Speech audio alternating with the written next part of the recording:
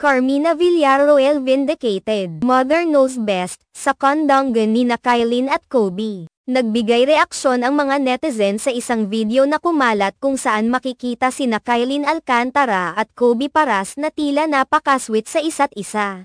Sa video, makikita si Kylin na nakakandong kay Kobe habang kumakanta siya ng "Hinahanap-hanap Kita" ng River Maya sa videoke. Sa footage, makikita ang tumataas na antas ng pagkakaibigan ni na Kylin at Kobe dahil sa kanilang malapit na pag-uugali sa isa't isa. Habang kinakanta ni Kobe ang nasabing kanta, makikita si Kylin na komportableng nakakandong sa kanya, at kapansin-pansin na nakapulupot ang braso ni Kobe sa baywang ni Kylin. Maya-maya, nagkatinginan ang dalawa bago hinalikan ni Kobe si Kylin sa balikat. Sa video, tila hindi na alintana ng kanilang mga kaibigan ang malapit na pagkakaakbay at lambingan ng dalawa. Nagkaroon na ng mga usap-usapan na maaaring may espesyal na relasyon na ang dalawa, lalo na't madalas silang makitang magkasama. Lalo na pagkatapos ng pag-uusap na nagkahiwalay na sina Kylin at Mavi Legaspi, anak ni na Carmina Villarroel at Zoren Legaspi, noong Hulyo sa GMA Gala 2024. Nang tinanong sina Kobe at Kylin tungkol sa kanilang relasyon, sinabi ni Kobe sa mga mamamahayag na magkaibigan lang talaga sila.